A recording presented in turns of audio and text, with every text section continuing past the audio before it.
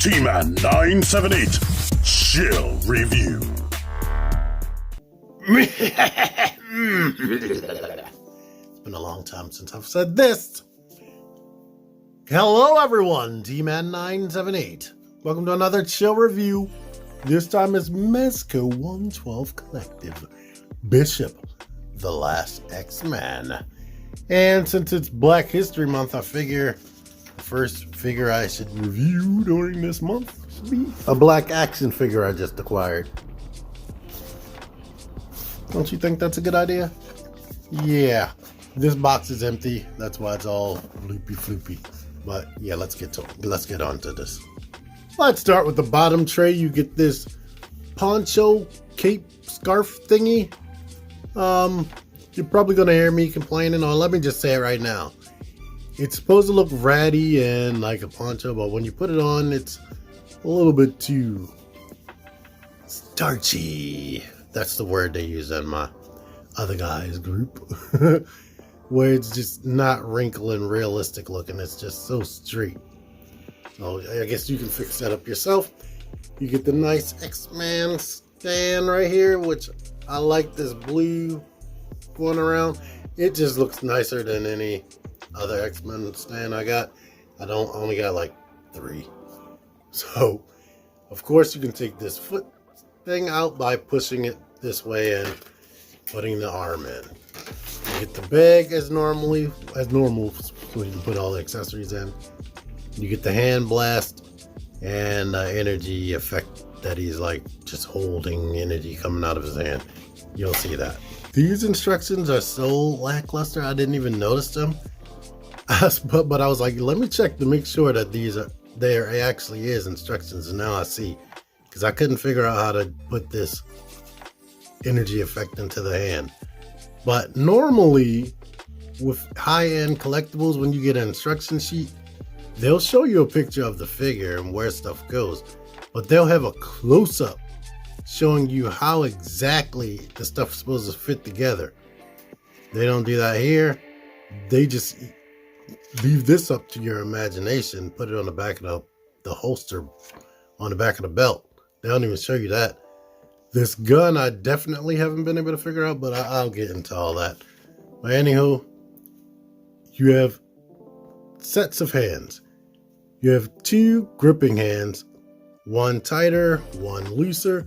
The tighter one works with the smaller gun that he has right here, which is very detailed and nicely painted.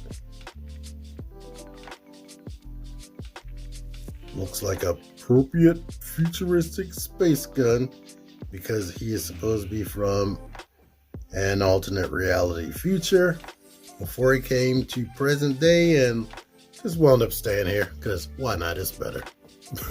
And the bigger grip hand holds this gun right here, which has this removable magazine right there. It has 2 barrels basically. Why are you focusing on that stuff right there when I have you in the front? Come on. But this paint right here, you can't tell right on this video, it doesn't look like, but it's almost like it glows, even though it's not really glowing, depending on your light. You get these 2 open palm fight hands, and the paint and detail is so great on this whole figure. He is covered in detail. It is crazy. And you get these 2 like neutral hands or whatever. Same style with the bandage over the X-Men logo right there. And the bandage is going through there. But he has zero grip hands on the left side. I mean, you could wedge something in there, but no grip hands on the left side, which is weird because you have this little knife right here that fits on into this holster on his left side. So I guess he reaches over and grabs that. You get these grenades.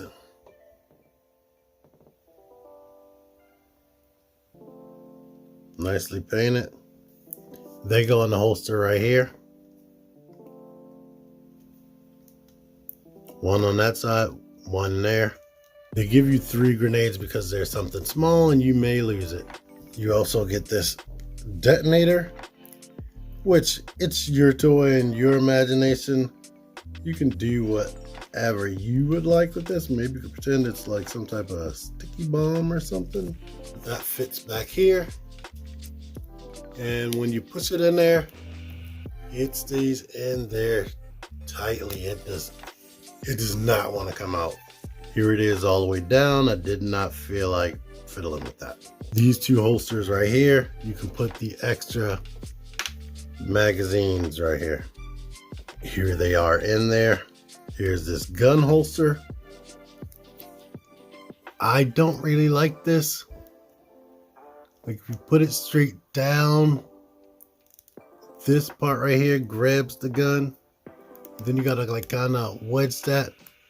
But if you push it beyond this, it'll just be dangling like that.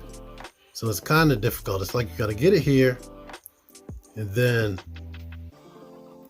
wedge it forward.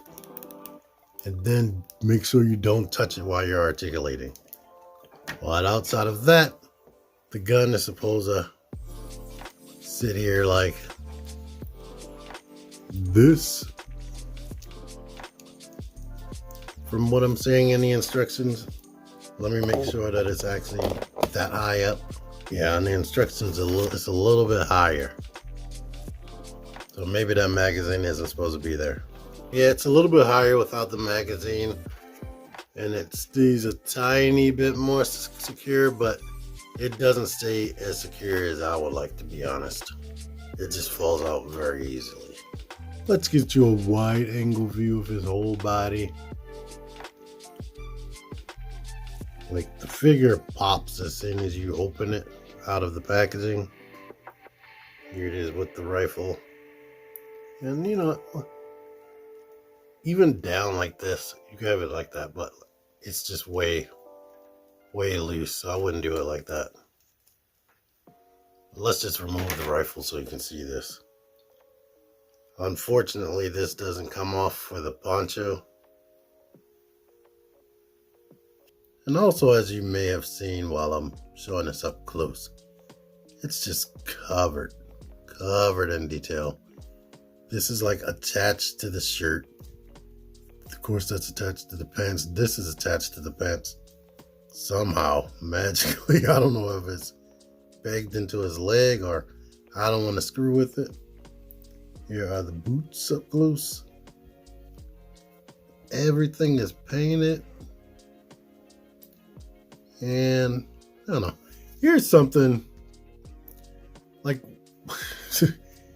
weird to talk about, but what makes this look more realistic, like it's a person, just seeing the bulge in the crotch.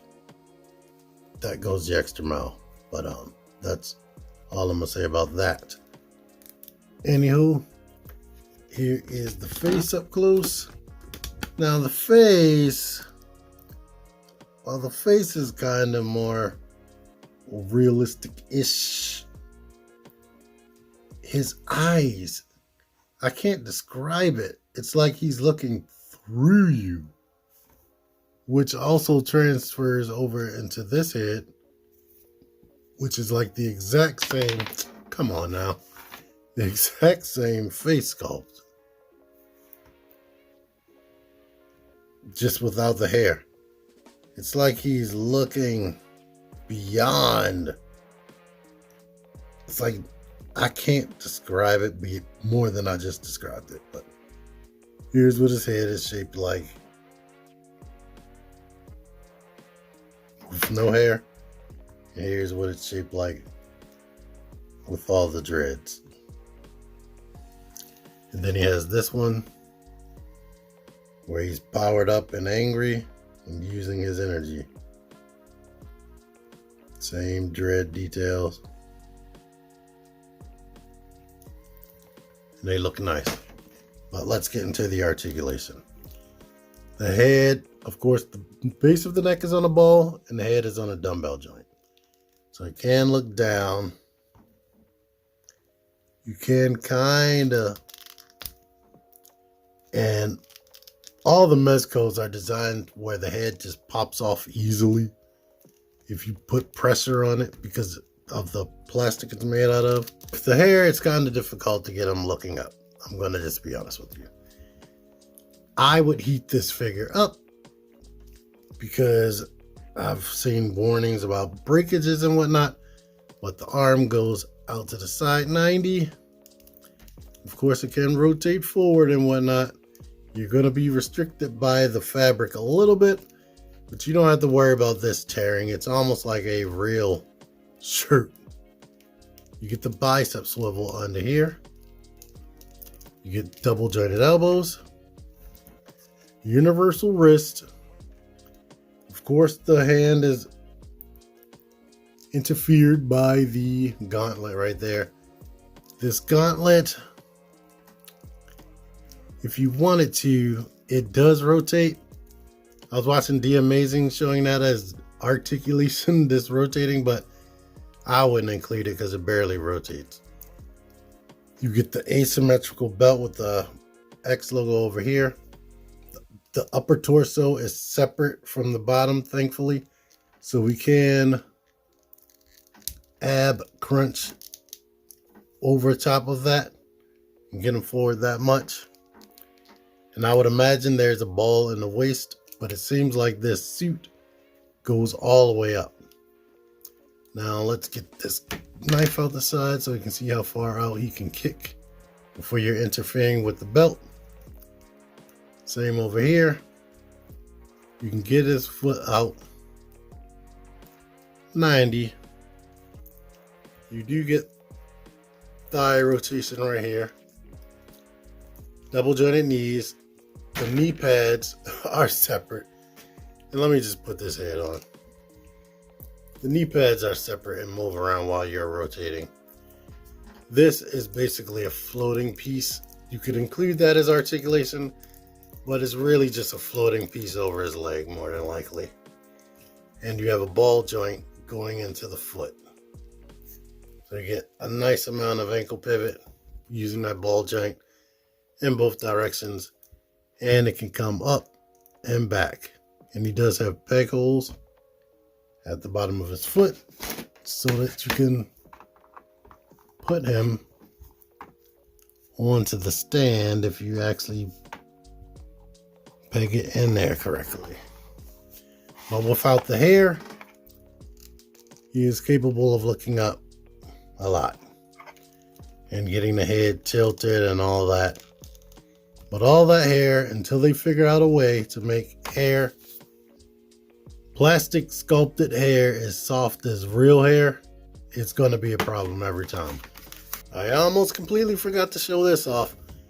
I don't like this stitching right here on either side. It's like, I wish it wasn't so prominent.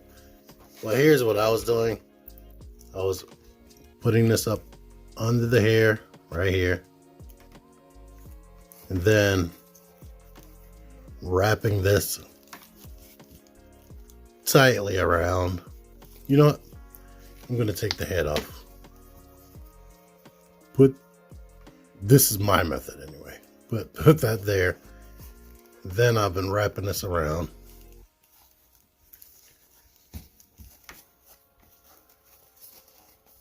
Like that, so that you can have the ratty showing while having it like over the shoulder a bit and over the chest, but still showing some of the armor. Then you put the head down on top of that. I wouldn't suggest leaving the gun in there because it's just gonna fall off. And the cool thing that I like is it has bendy wire throughout the top of that, so we can have it like flowing in the wind or whatever. Might look crazy to you, but I personally like this, or being able to do this. Or you could just go ahead and wrap it all the way around, but I don't like that. I like it to be like a poncho cape, like this. I personally think that looks cool. And I'm showing it with this head, but I think it looks better with the other hair because it's hard to hold down without the hair. And here's a sample pose of him using his power that just fits over the fist with the powered up face right there. Getting him to hold this energy effect is way more difficult than I would like. I mean, there are little holes right there where the open gesture hand that I have. I mean, you could possibly poke his fingers through some of these for different options or different options, but that's not what they suggest. Here he is with the main big blaster. Here's this, and this is going to be the last sample. If you want him to hold the grenades, you can hold them in any of the gun holding hands. The knife already showed that. I didn't bring it up, but I showed it. Of course, the communicator thing, well, not communicator, the detonator. You can hold that. You can do whatever. You get the picture. Pow, pow, pow, pow, pow, pow, pow, shoot. Before I completely end things without trying to show this, here it is with the gun. I just had it hanging out like this. I mean, you could do whatever you want, but there's that. Let me get the comparisons and I can end this video. Here's the white variant of the X-Men Magneto from Mezco. Your standard Hasbro 6-inch figure. This is an Astrobot Apollo from Toy Notch. And here's my Bro Toys Berserker Beretta, who's supposed to be Barrett from Final Fantasy VII Remake. Anywho, this figure right here, I like him. He is very detailed, very good looking. I like most of the accessories. It is difficult getting him to hold the guns, and you got to figure out which hand is which.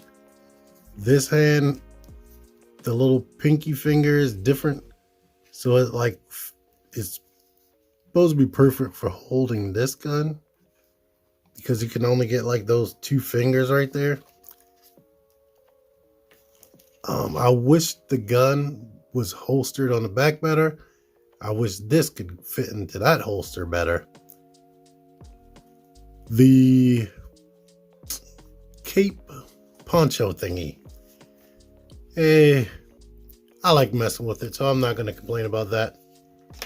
I do wish this was able to be held better.